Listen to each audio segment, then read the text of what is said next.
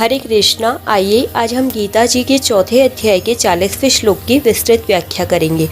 अज्ञश्चाश्रितधानश्च संशयात्मा विनश्यति नायं लोकोऽस्ति न परो न सुखम संशयात्मनः। अर्थात विवेकहीन और श्रद्धा रहित संशयात्मा मनुष्य का पतन हो जाता है।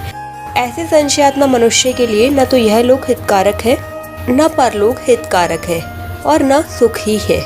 व्याख्या है अज्ञश्चाश्रितधानश्च संशयात्मा विनश्यति। जिस पुरुष का विवेक अभी जागृत नहीं हुआ है तथा जितना विवेक जागृत हुआ है उसको महत्व नहीं देता, और साथ ही जो अश्रद्धालु है, ऐसे संशय युक्त पुरुष का पारमार्थिक मार्ग से पतन हो जाता है।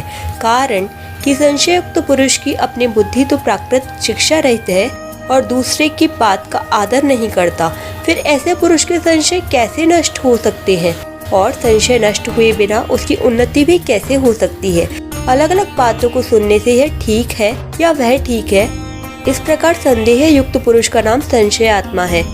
पारमार्थिक मार्ग पर चलने वाले साधक में संशय पैदा होना स्वाभाविक है, क्योंकि वह किसी भी विषय को पढ़ेगा तो कुछ समझेगा और कुछ नहीं समझेगा। जिस विषय को कुछ नहीं समझते उस विषय में संशय पैदा नहीं होता, और जिस विषय को पूरा समझते हैं उस विषय में संशय नहीं रहता।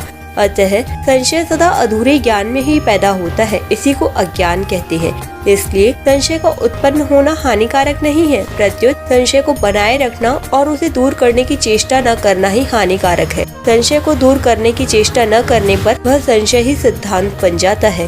कारण कि संशय दूर न होने पर मनुष्य सोचता है पारमार्थिक मार्ग में सब कुछ ढकोसला है, और ऐसा सोचकर उसे छोड़ देता है, तो नास्तिक बन जाता है। परिणाम स्वरूप उसका पतन हो जाता है। इसलिए अपने भीतर संशय का रहना साधक को बुरा लगना चाहिए। संशय बुरा लगने पर जिज्ञासा जागृत होती है, जिसकी पूर्ति होने पर संशय विनाशक ज्ञान की प्राप्ति होती है। साधक का लक्षण है खोज करना। यदि वह मन और इंद्रियों से देखी बात को ही सत्य मान लेता है तो वही रुक जाता है, आगे नहीं बढ़ पाता। साधक को निरंतर आगे की ओर बढ़ते रहना चाहिए। जैसे रास्ते पर चलते समय मनुष्य यह न देखे कि कितने मील आगे आ गए, प्रत्युत यह देखे कि कितने मील अभी बाकी है, तब तक वह ठीक अपने लक्ष्य पर पहुंच जाएगा। ऐसे ही साधक यह न देखे कि कितना जान लिया, अर्थात अपने जाने हुए पर संतोष न करे, प्रत्युत जिस विषय को अच्छी तरह नहीं जानता उसे जानने की चेष्टा करता रहे। इसलिए संशय के रहते हुए कभी संतोष नहीं होना चाहिए, प्रत्युत जिज्ञासा अग्नि की तरह दहकती रहनी चाहिए। ऐसा होने पर साधक का संशय संत महात्माओं से अथवा ग्रंथों से किसी न किसी प्रकार से दूर हो ही जाता है। संशय दूर करने वाला कोई न मिले तो भगवत कृपा से उसका संशय दूर हो जाता है।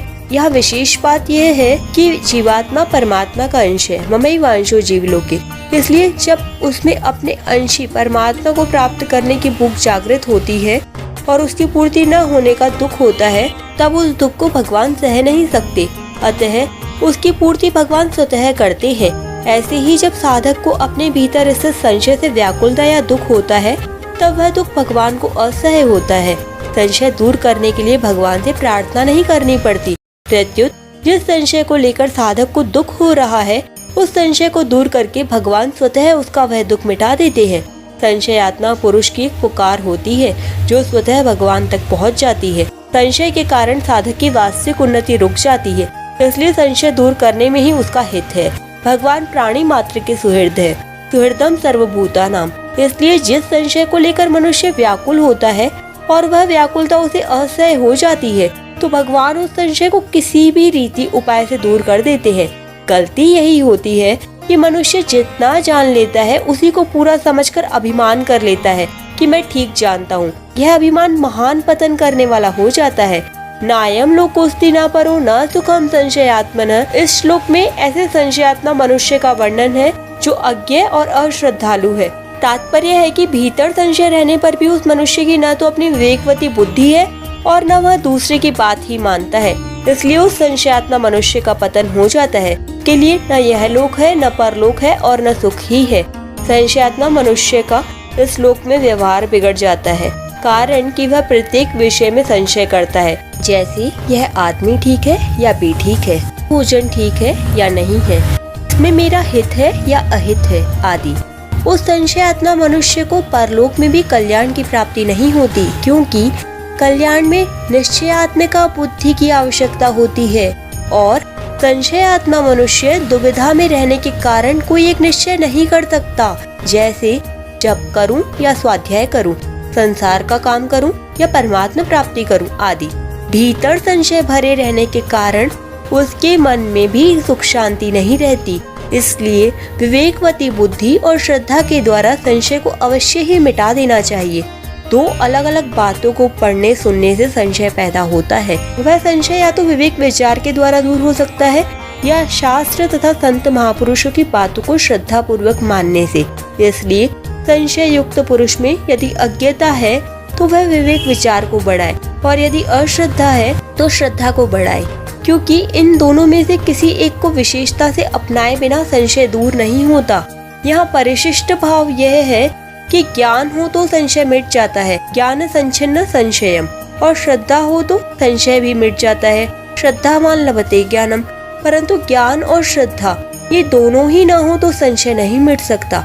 इसलिए जिस संशयात्मा मनुष्यों में न तो ज्ञान है और न श्रद्धा ही है, अर्थात जो न तो खुद जानता है और न दूसरे की बात मानता है, उसका पतन हो जाता है। भगवान ने 33वें श्लोक से ज्ञान योग का प्रकरण प्रारंभ करते हुए ज्ञान प्राप्ति का उपाय तथा ज्ञान की महिमा बताई थी। जो ज्ञान गुरु के पास रहकर उनकी सेवा आदि करने से होता है, वही ज्ञान कर्मयोग से सिद्ध हुए मनुष्य को अपने आप प्राप्त हो जाता है। ऐसा बताकर भगवान ने ज्ञान प्राप्ति के पात्र अपात्र का वर्णन करते हुए प्रकरण उपसंहार किया। अब प्रश्न होता है कि सिद्ध होने के लिए कर्मयोगी को क्या करना चाहिए। इसका उत्तर भगवान आगे के श्लोक में देते हैं। 41वें श्लोक की व्याख्या हम कल करेंगे। हरे कृष्णा, राधे राधे।